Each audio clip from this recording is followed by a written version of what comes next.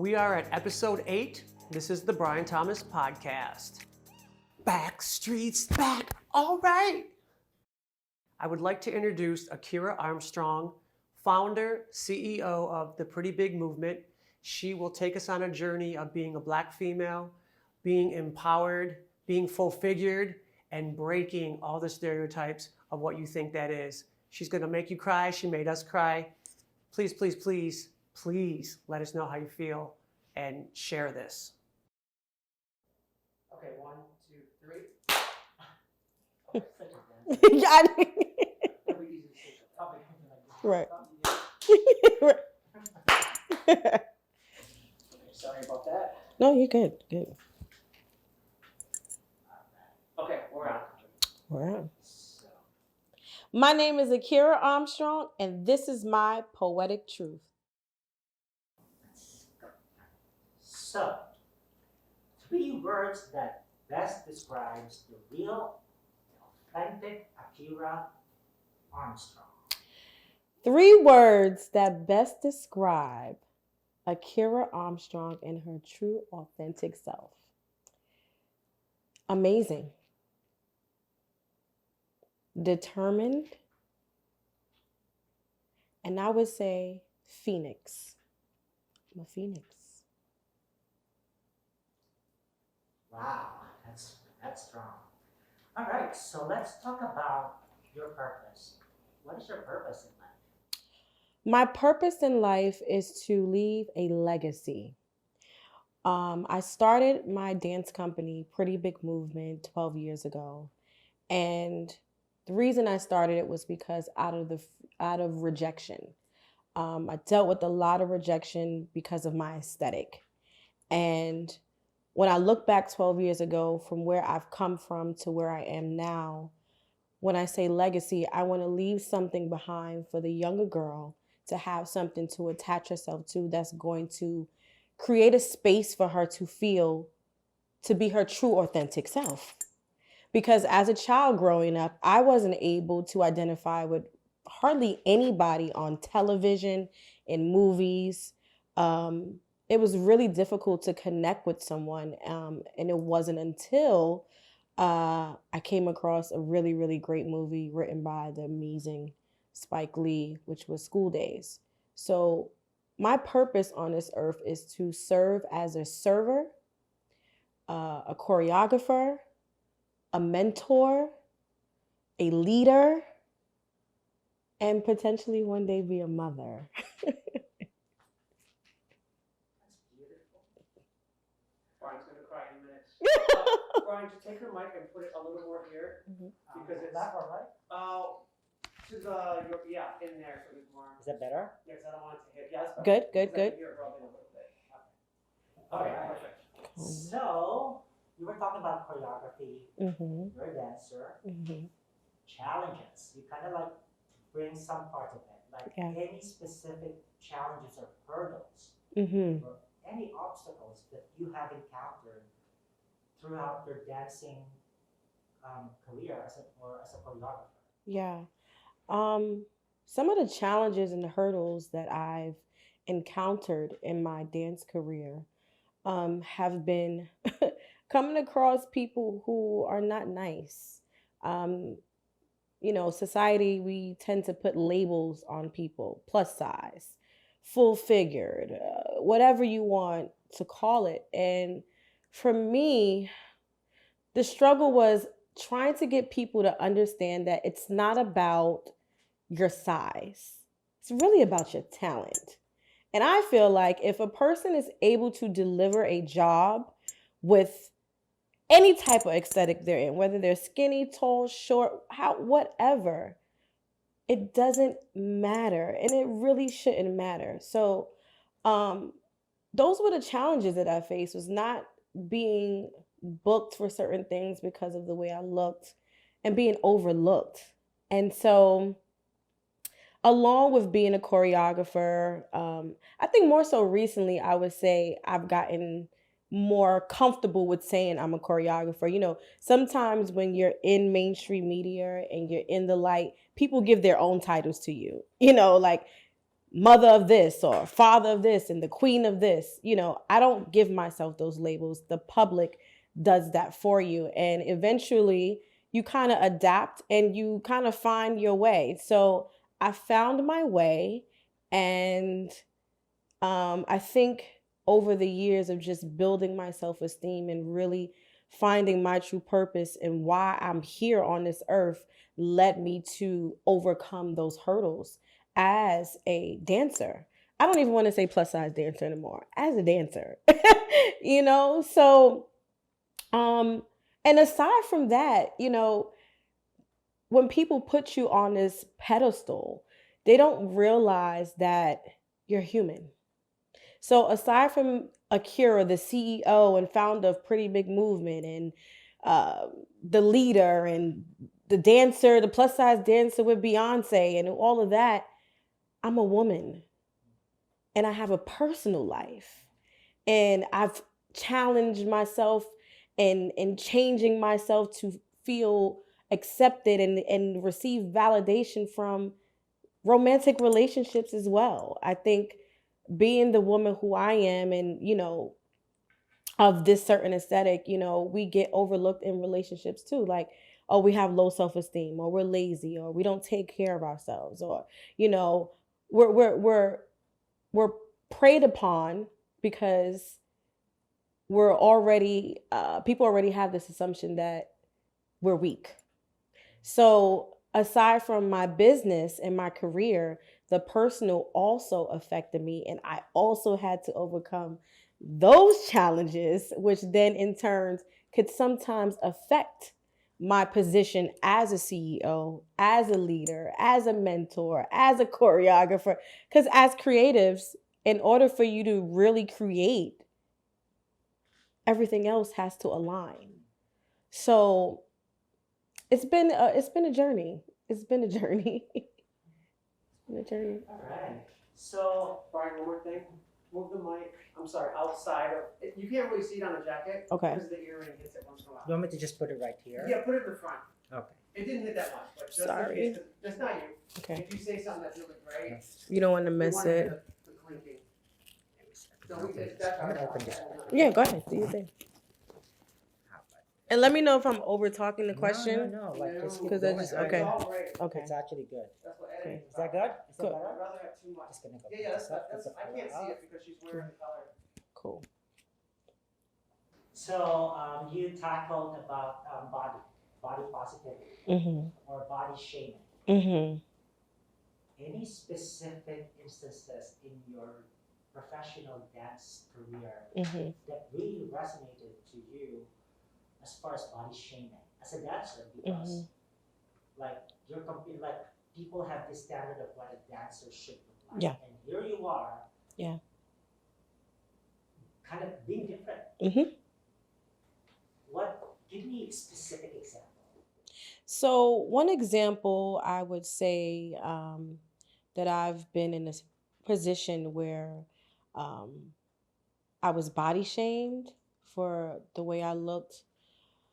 I dealt a lot of that in high school, not so much in my adult life. I think Akira has this presence about her, which is really strong. So I don't know, my energy is really strong. So people are not going to just try me. But in high school, because I was a dance major and I attended a specific dance school, prestigious dance school, I used to get, you need to lose 12 to 15 pounds on my report cards. And that really, really, really broke me. As an adolescent, it really tore me up. But then on the other spectrum of it, I had a Martin teacher who was saying, now you can dance. Oh, you're going to be in the front. So I battle with, am I good enough or am I not good enough? Am I not good enough because I need to lose 15 pounds by the time I come back for next semester so that I can move to the next level? Or do I stay true to who I am because I know who I am already and what I can give? Because my dance teacher is saying it to me, but others are telling me something different. So I really kind of, I dealt with a lot of self-imaging issues and low self-esteem in my adolescent years. which really affected me. And this is why Pretty Big Movement is so important to me, because I want to catch those girls before they get to a point where they're going to deal with the things that I have been through. My job is to save them from those conversations, to save them from uh, receiving, bad remarks on their report cards, as a dance major or whatever their life fulfills them and what they want to do. So, you know, it's really, really important for me to leave, going back to the word legacy, to avoid those things from happening. So I really got body shamed a lot in high school. Very, really, really, really bad. And I really didn't, I think I've learned to cope with it after a while. But then as you get older, you start to, you know, because we don't really pay attention to the traumas, they come out in different forms in relationships and relationships with your friends and your family members. And you're like, well, what's going on with me? Because we're not taught those things. No one ever said, hey, listen, you're beautiful, you're this. Although my mom did tell me that, but growing up, and I don't think a lot of people really pay attention to this, Monday through Friday, you're not in your household from 9 to probably 5 or 6 for me. Because after school, I was going to dance school after school.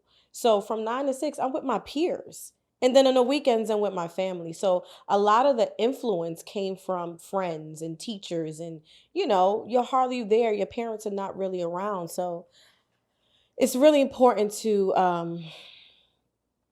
be good examples for the younger generation now. All right. So we talked about aesthetic. Now, Mhm. another aesthetic that I feel that I want to talk about, or you can give an opinion about, is as a person of color. Dance community, not even the dance community, Black Lives Matter. What is your opinion on that? My opinion on just being a Black woman is very interesting. Racism is all around us. It's still prevalent in 2020. I think if not, it's more heightened now, just based on the year that 2020 has given to us all. Some people have come together, some people have not. But it's been very interesting. Um, I always tell people I have 3 strikes against me. I'm short, heavy set, and I'm Black. So those 3 things, already walking into situations, I already know that that's the obvious. But what's so important um, for me is your character, your energy. Um, Black people, we've been through a lot. And I think, oh, I'm getting emotional. Ooh. As a people, we've been through so much and we've been silenced. And I think how that correlates with Pretty Big is, even though it's pertaining to body shaming, body positivity, but being Black is also another label, that we have to fight through and go through and fight to be heard. Oh, fight to be seen. Um, it's frustrating. And we all preach change. Let's change. Let's change. But nothing is going to change unless we change ourselves. Like, it starts from in here. And when you see parents tell their kids, don't talk to Black people, don't talk, it's like, that's embedded. That's something that's a character, that's a flaw that a lot of parents instill in their children, and then it grows up. It's just a generational thing. It's, when are we going to do something about that? When are we going to start changing our words and changing our perspective on what's going to help the world be better? So it's challenging just being Black and being a woman, especially a Black woman. We are the most disrespected. We are the most unappreciated human beings on this earth. I can only speak for myself because I am a Black woman. Women in general, we all go through similar things, but as a Black woman in particular, our fight is so much different. Oof. Ugh. Ugh. I don't even know why that got me. Ugh. Ugh. You're doing well. Ugh. And you're using that. How are you feeling temperature-wise? Are you okay? I'm good. I'm good. Yeah. I'm good. Yeah. Yeah. Go ahead. Lee. All right. So we talked about the challenges, the Mhm. obstacles, Yeah. and like obstacles. And without any obstacles, we will not know what triumph is. Mm. Now, any triumphant moment that actually like being you, just name all those moments in your life that give me examples. So, oh my goodness. So, triumph, because before you get to the triumph and the victory, there's always a storm, right? So, more so recently, I'm just gonna be personal with y'all. I recently got out of a almost 3.5 year relationship, and this is at the peak of COVID. So when people say a year can change your life, 6 months to a year can change your life. Within these 7 months, my life has changed tremendously, both good and bad. So before we touch on the triumph, let's touch a little bit on the bad. So I was in a relationship. Like every woman, we want to be loved and we want to be appreciated. And, it was my first time getting my place with my guy and all those things. What I didn't realize was I was dealing with someone who was narcissistic. And walking away from that relationship at the peak of COVID, I walked away with barely anything. All I had was my clothes and my identity and my self-love that I was fighting for. So I have pretty big movement, a movement where I'm empowering women, wanting them to feel good about themselves and owning their truths. But through this time, I'm not really owning my truth, right? Because Akira forgot to love Akira. So we preach self-love and love yourself and self-care Sundays. We can preach that, but if we're not living that, that's a totally different facade that a lot of us put up. And I was wearing a facade. I was putting up a facade. I was happy. And although my intention is pure, I want to empower women, but I give so much that my cup had runneth over. So I had to really think about, if I'm going to be out here empowering women, how am I going to be in a situation that is emotionally abusive, that is not empowering me? So I made a conscious decision to walk away. And there's so much power in walking away. Now, I love this person dearly, but at the end of it all, it was all fake. And so once I came to terms and understood why that happened, because although nobody wants to be hurt, nobody wants to be heartbroken, but everything happens for a reason. That was supposed to happen so that it can catapult me to where I am going. So I like to say, and Steve Harvey said it too, it's just dirt. We all get dirt. You're not going to go through this life linear. You're going to have ups and downs.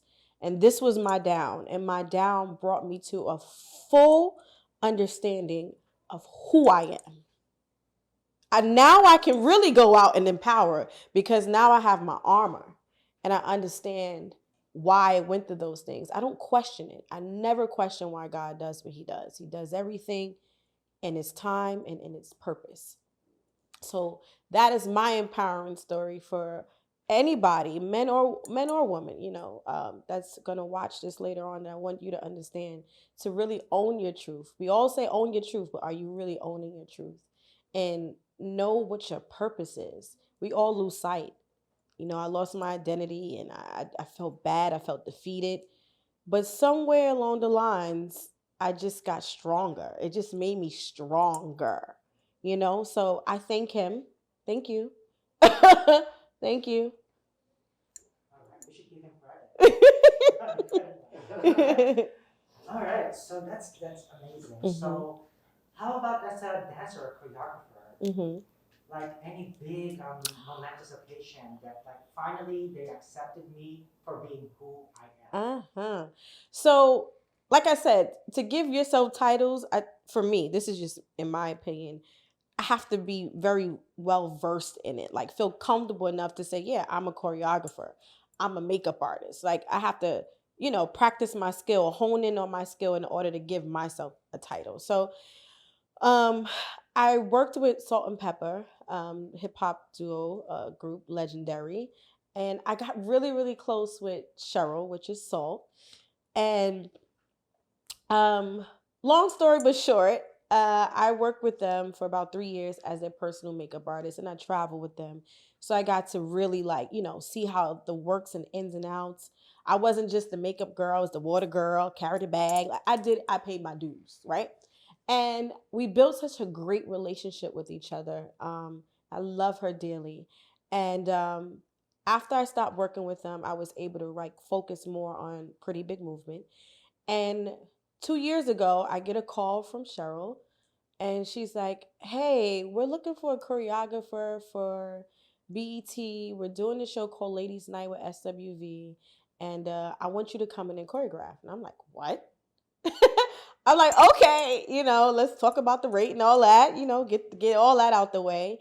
And so I think at the time that the opportunity came to me, I was comfortable. I wasn't scared, or I was nervous, but I wasn't afraid. I knew whatever came my way on set, and literally I just had to adapt to everything. I was well prepared because it came at the right time. So I got the opportunity to choreograph for SWV and Salt and Pepper on their BET show called Ladies Night. And I didn't never worked with SWV, but all of those women, I love them all. Like I was able to connect with them as women, not as their celebratory status, but as a woman, and things that we go through. And all of them are really great individuals. I love them all, and I'm always, always going to pay homage to Salt because she's another one, another individual, another human being who's always looked at me in a different light, and just encouraged me and kept me on my toes and instilled nothing but positivity in me. So thank you. All right. So Pretty Big Movement Hmm. parallels Akira Armstrong. That's based from I'm hearing. Hmm. So what's your message to the girls? Hmm. So the Pretty Big Movement message is to, here we go, y'all ready? Be who you are. You don't have to change who you are, but in this industry, there's always room for refinement. I'm not here to change who you are. If you want to lose weight, you lose weight. If it's a healthy direction, wellness direction, Pretty Big Movement is a company that accepts those for who they are at any given size, all shapes, all sizes, ethnicities, different backgrounds. It doesn't matter who you are, but you gotta have a little bit of dance experience. Um, but it's really about empowering. It's really about the young girl that's going to look at Pretty Big, who's 5 and 6 and 10 years old, and she's going to be 15, and she's going to say, I want to dance a Pretty Big Movement because those women look like me. That's something I want to connect with. I think people want something to connect to, and that's where we lost so much of that because everything is so like superficial. So Pretty Big Movement is that authenticity, it's purpose, it's compassion, um, it's a movement. It's not just in New York City. We're going to expand to different cities and different countries. That is my biggest goal because we're in a world of social media, so at the click of our fingertips, there could be Pretty Big Chicago, it could be Pretty Big Dubai, Pretty Big Nigeria. That's what a movement is. Um, so my movement has definitely um, created has changed the narrative. I would say has definitely changed the narrative of how women look at themselves, whether they're a dancer or not. Doesn't have to just be about dance. Pretty Big Movement is not just dance. Pretty Big Movement is what we make it, what you make it. You're pretty big. He's pretty big. She's pretty big. You're disabled. You're pretty big. Doesn't matter who you are. Everybody's pretty big. That's very good. Okay, I have one more question. So, you're talking to the girls, now you're talking to the 12-year-old Akira Armstrong. Mm-hmm. What do you want to say to that 12-year-old Akira, knowing what you know? Mm-hmm. What I would say to the 12-year-old Akira Armstrong is, baby girl, look at you now. Look at all that you've been through. Look where you're going. I know it may not look like what you wanted to right now, but if you have just a little bit of faith and trust in God, you're going to get all that your heart desires. Keep working hard, stay steadfast, believe in yourself, and you're going to be just fine. That's what I would say to the 12-year-old Akira. Thank you for tuning in to Akira's story.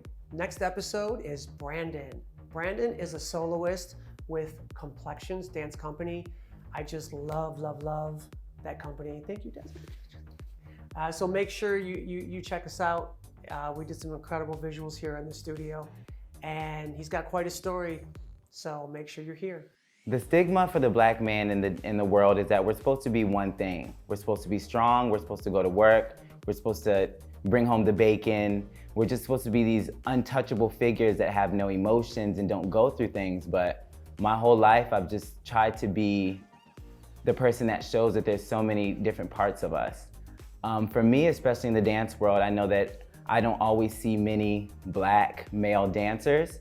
And I know that that's something that kept me pushing, because I was like, I want someone who's young to look at me and be like, he can do that, so then I can do it. And that just constantly kept me going. I also had a lot of instructors that were pushing me and were like, Brandon, you can do this.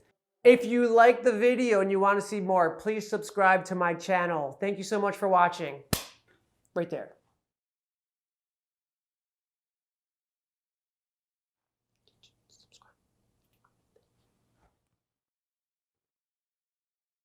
Subscribe. I can't do that with my leg. Oh, can't do that anymore.